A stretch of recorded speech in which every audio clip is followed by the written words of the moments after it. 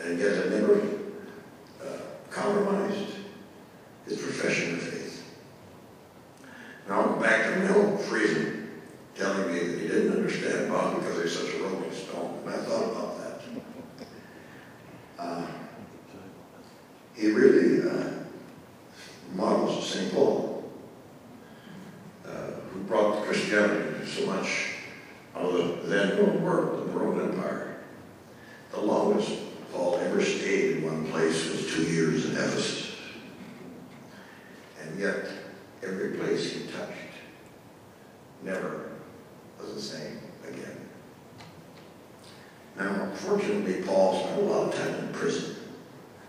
I mean, I say that because that was the only way Paul would ever take time to write books. And God never gave that lesson to Paul. He kept him out of prison, so we don't have a set of epistles from Bob. But in a larger sense, excuse me, Bob really put the bridge of international students into the universities. In that he's also like Paul. If you go to Ephesus, the book of Acts, he would go every week to the school of Tyrannus. Both Bruckner, the commentator, and Evert Bruce point out, this was not college as we know it. It was the local health club. This was where aristocrats from all the provinces of Asia would come in, and they would go for their daily steam baths. But then there were a series of rooms that visiting scholars could rent. And it was there that Paul preached the gospel, having rented one of these things and brought the message that influenced all of Asia and the world for Christ. So there was an academic connection with St. Paul, because that's how the education was taught throughout the Greco-Roman world in that day. You'd attach yourself to a great teacher in a red hall, listening at the local health. And I can't help but think that this was also the model of Bob's life. Take it to where you could gather the leaders, and teach them, and see them change. The Rolling Stone was like the great apostle himself, planted throughout the world, but also planted indelibly in our hearts. Because Evert, you couldn't stay as a medical professor at Emory. You had to go down and bury yourself in Latin America and Ecuador, and with all of your world prestige as a hematologist. You couldn't practice medicine at the State University. But there at that little hospital, always with a rather poorly educated underling, giving him credibility. He and his wife carried on a marvelous ministry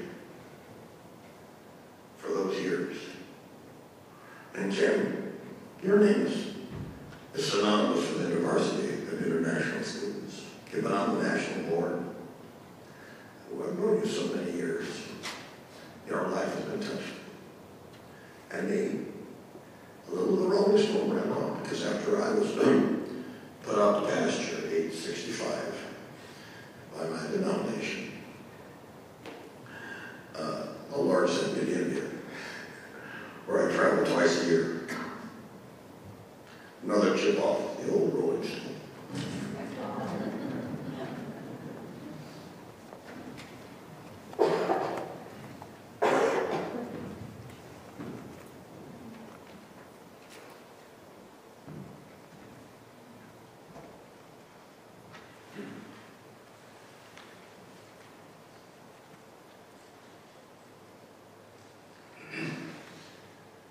I met Bob 58 years ago when I came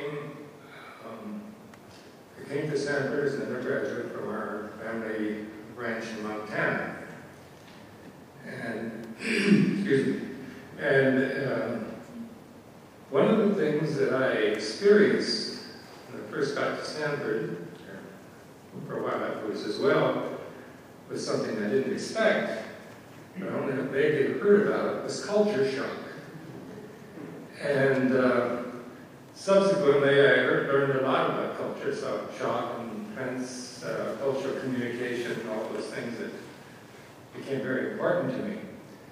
But in the great providence of God, one of the early people I met, pardon me, I don't have laryngitis yet, but I might be following.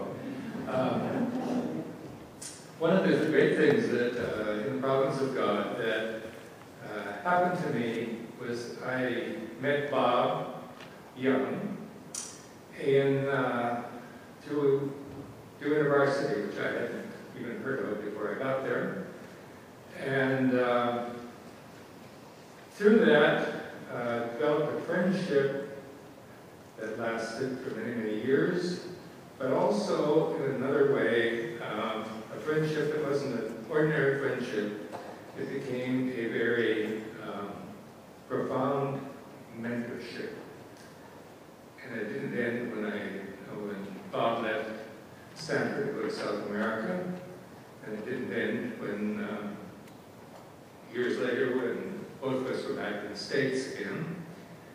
But that was one of the things that God had in mind for me, that I didn't have any dream when I headed to Palo Alto and found out that my expertise as such in riding horses and driving tractors didn't cut much ice when it came to developing new skills that I was preparing for later.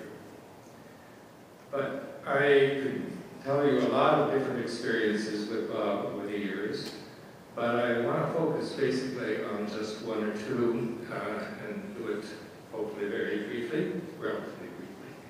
And in addition to the first events, then in the interval since over the years there were many others, but focusing for a moment on one of the most memorable and perhaps one of the most impacting events in my life came a few, I don't know if it was remember weeks or months after I came to Stanford.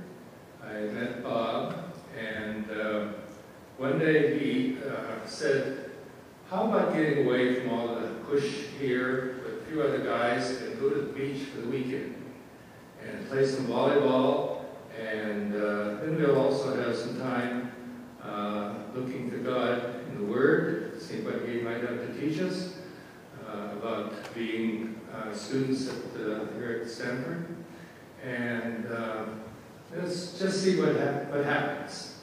Well, the idea of going to the beach and playing some volleyball and getting away from some of the academic push of the moment was very attractive to me. And so I think about 7 of us guys with Bob ended up in a cabin on the beach. I don't remember for sure even which one it was. I think it was down by Santa Cruz somewhere, with the plan of spending a lot of time on the beach and playing volleyball, and from my point of view, spending a little bit of time at least studying the Bible and seeing what happened. Well, our plans changed quite a bit. And so that experience probably could best be named something like a beach, rain, and Galatians.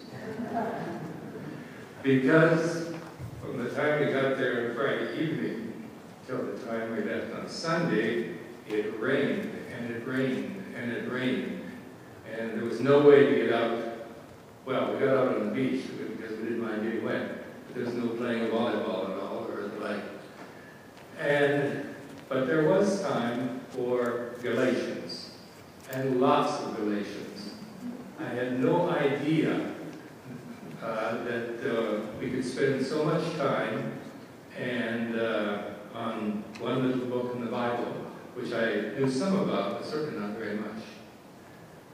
But that was a very seminal experience in my walk with Christ, because Galatians has been a very special book to me ever since.